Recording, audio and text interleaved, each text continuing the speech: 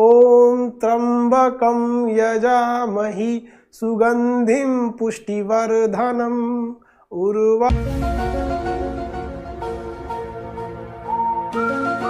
Sir जाति किसने बांटा? भैया उस टाइम हम नहीं थे, जाति किसने बांट दिया? देखो इतिहास जब पढ़ाएंगे ना तो जो धर्म ग्रंथों की शुरुआत होती है वो वैदिक काल से होती है। तो ऋग्वेद में कहा गया है कि जाति का निर्धारण उसके काम के हिसाब से करना चाहिए।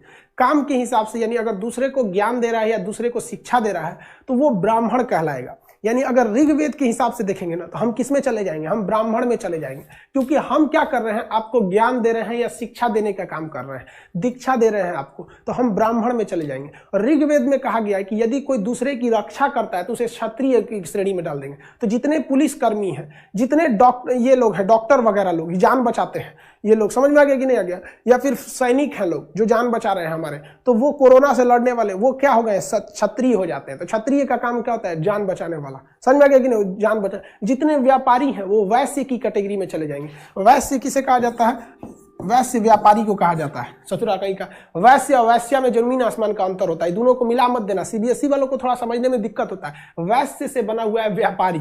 समझ आ गया कि नहीं? तो थोड़ा सा ध्यान से समझिएगा, मात्रा उत्तर गलती उलती नहीं देखिए। वैश्य मतलब व्यापारी। तो जितने आप लोग में व्यापारी लोग हैं वो वैश्य की कैटेगरी में चले जाएंगे। और कहा गया है उसी ऋग्वेद में कि अगर आप दूसरे के यहाँ पैसे लेकर काम करते हैं यानी वेतन पे काम करते हैं, और वो तब आप कहलाएंगे शूद्र कहलाएंगे। क्या कहलाएंगे? शूद्र।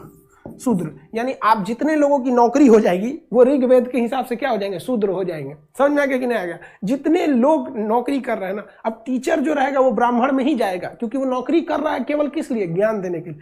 लेकिन अगर आप दूसरे की जगह नौकरी का काम कर रहे हैं, कहीं एसएससी में क्लर्क है, कहीं पे कुछ है, इनकम टैक्स ऑफिसर है, ये है वो, तो आप किसमें चले जाएंगे? शूद्र कहला जाएंगे। तो ये ऋग्वेद के हिसाब से था। लेकिन ऋग्वेद के बाद आया था उत्तर वैदिक काल। उत्तर वैदिक काल में कह दिया गया नहीं, वंश के हिसाब से हो जाएगा। अब वंश के हिसाब से तो हमारे धर्म ग्रंथ ही दो तीन बातें कह देते हैं। अगर आप ओरिजिनल धर्म ग्रंथ देखिएगा तो जाति का निर्धारण उसके काम के हिसाब से होना चाहिए, जो कहीं ना कहीं सही भी है।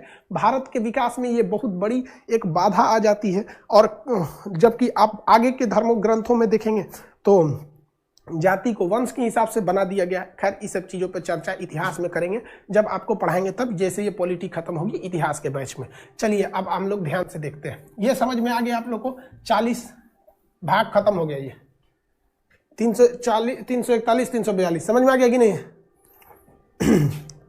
भाई गीता में बहुत सी चीजें लिखी गई है, अच्छी, बहुत अच्छी बातें हैं। उतना हम बताएंगे तो लोग ससुरा हमारा विरोध करने लगेगा, तुम कौन होता है? ये चक्कर में हमारे ऊपर बम चल गया ससुरा, हम बताने के चक्कर में एगो को हम मृत्युंजय यज्ञ याद करा रहे थे। नहीं है आप मृत्युंजय यज्ञ है ना यहाँ पे, आप लोग में आता है कि नहीं? ओम त्र्यंबकं यजामहि सुगंधिं पुष्टिवर्धनम उर्वारुकमेव बंधनाम मृत्योर्मोक्षमात्रिताम। हम बहुत भड़का यज्ञ में हम ही बोल दिए वहां पे, और इस ससुराल का बवाल हो गया हमारा ऊपर। कहा कि ये कैसे बोला, ये कैसे बोला? और उसी दिन से ससुरा हमारा विरोध चालू हो गया। और खोजत बहाना खोजते अब भाई किसी से झगड़ा करना रहता तो एट अ टाइम नहीं ना कर सकते। ससुरा बहाना खोजते ससुरा बम्बार्डमेंट हो गया हमारे ऊपर, बहुत तालका मच गया। फिर हम कहे भाई साहब एक से एक खतरनाक है, तो इसमें क्या गलत है यार?